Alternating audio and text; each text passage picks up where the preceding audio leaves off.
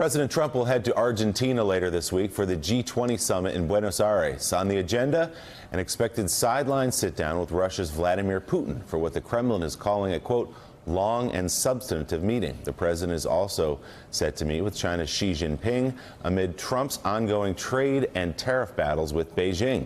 That is in addition to military tensions simmering just beneath the surface in the South China Sea. Saudi Arabia's King Salman and Crown Prince Mohammed bin Salman also will be there. The first time they will be face-to-face with world leaders since Jamal Khashoggi's murder. Joining us now, former DOD official and former executive director of the Graham Talent WMD Commission, Dr. Evelyn Farkas. She's a senior fellow at the Atlantic Council and an MSNBC national security analyst. Evelyn, great to see you. Good to be back. Let's do a little viewer's guide of the G20. What are you looking for come this week when President Trump arrives? Well, I would love it if he offered a lot of firm messages to, unfortunately, more than at least two people you mentioned, right? First one, of course, is the Crown Prince, Mohammed bin Salman. He should be giving very strong signals to him that he needs to come clean on what happened with Khashoggi. Didn't he already have the opportunity to do that and passed on it? I know. But, I mean, we have to expect our president to at least carry the water and give firm messages. So that's the first one, right? And we can talk more about that. The second one is Vladimir Putin. I mean, just yesterday, the Russians took unnecessary, aggressive moves. They escalated the situation in the Sea of Azov, blocked off some Ukrainian ships, so freedom of navigation. There's an agreement between those two countries to allow freedom of navigation. The Russians violated it. They fired on some of the Ukrainian vessels.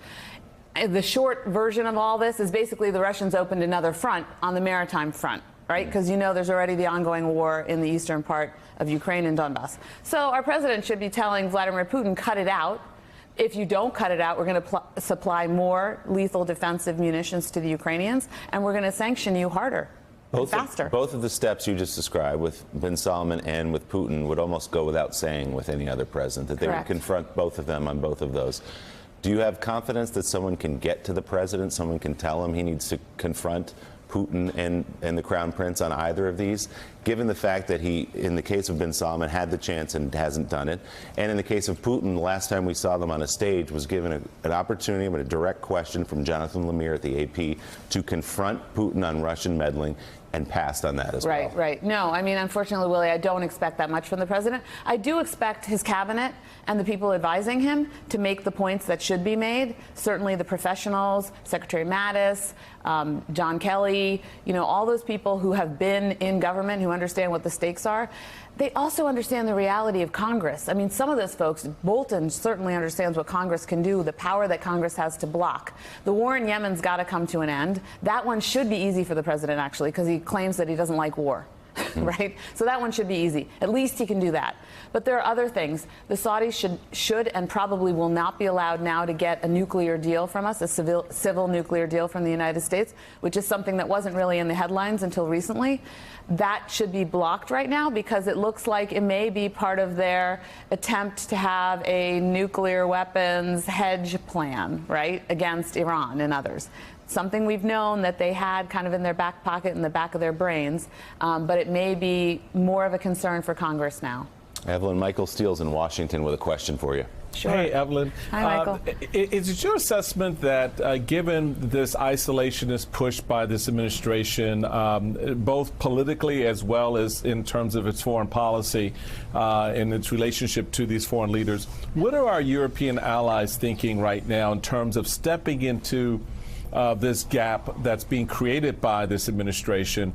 Despite the efforts of Mattis and others, the president is the final arbiter, and he doesn't want to play nice. He doesn't want to play with anybody except Putin, primarily. Are allies looking at this and saying, maybe we will emerge and redirect this relationship, this global relationship, as opposed to relying on the United States? Yeah. So, Michael, what we heard about a month ago or less at the anniversary of the World War I commemoration was words to the effect that, yes, we Europeans need to step up. We need to take leadership. We can't wait for the United States. And in fact, if the United States is working counter to our interests, we have to be ready to counter the United States.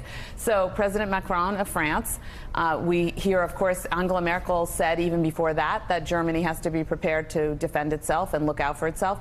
These two leaders, I think they will step up, but I think their words are a little bit ahead of what they're ready to do. And this probably, what happened yesterday in the Sea of Azov, as I mentioned, between Ukraine and Russia, is a wake-up call to them. Certainly on the issue of Yemen and Saudi Arabia, we've seen already the Germans came out very strongly right away saying, you know, we are not selling any arms to Saudi Arabia anymore, whereas the United States and a couple of other European allies, Spain and others, are still selling arms to Saudi Arabia, so not as clear with regard to consequences. So, but, yeah. Lauren, I'll let you take it to Evelyn, but if you look at the case of Saudi Arabia, the president is twisting himself in knots to exonerate the crown prince. The CIA has its assessment, a high-confidence assessment, that the killing of Khashoggi was ordered by the crown prince, but the president says of the CIA assessment, they did not come to a conclusion. They have feelings certain ways, but I have the report. They have not concluded. Nobody's concluded. I don't know if anyone could conclude the crown prince did it. The CIA says they did it. They do point out certain things. You can conclude that maybe he did or maybe he didn't. He's all over the place on this because he doesn't want to pin it on the crown prince. I mean, it's really unbelievable, because if we're not willing to listen to our own intelligence, what kind of position did that put us in terms of long-term national security? And it's pretty extraordinary, because apparently the CIA has audio recordings of MBS actually calling for retribution against Khashoggi. And the fact that we even know that speaks to what's going on in the CIA, that they've been putting out information that we all now know about how they're getting the intelligence. Question I had for you, Evelyn, is about the humanitarian response. Reports that 85,000 children have died already of malnutrition in Yemen. Is USAID in any way involved in some on the ground in Yemen? Like, who's actually? I mean, it seems there's virtually no humanitarian response. Is that also part of this diplomatic problem, that the U.S. isn't responding, even in terms of humanitarian aid? Well, so I don't know the details. I know the UN is there, and the UN has been trying really hard to negotiate an end to the blockade. So there's been some fighting that was moved, basically the Saudis and the UAE backing the forces in Yemen. So one faction in Yemen, they basically said, go ahead and launch a new offensive to take a port. But the port is where all the UN food assistance comes in. So that's in part why the humanitarian crisis has become so much worse. Unfortunately, we haven't put enough pressure on the Saudis and the UAE to stop their offensive. We are probably providing assistance through USAID. That's something that we normally do, but it's certainly not something that Donald Trump is going to highlight.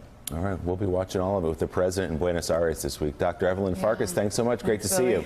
Coming up next on Morning Joe. I think the report is going to be devastating to the president, and I know that the president's team is already working on a response to the report. That is legal scholar and frequent Trump defender Alan Dershowitz with a warning about the Mueller probe. Well, the very latest on the special counsel's investigation ahead on Morning Joe. Thanks for checking out MSNBC on YouTube, and make sure you subscribe to stay up to date on the day's biggest stories. And you can click on any of the videos around us to watch more from Morning Joe and MSNBC. Thanks so much for watching.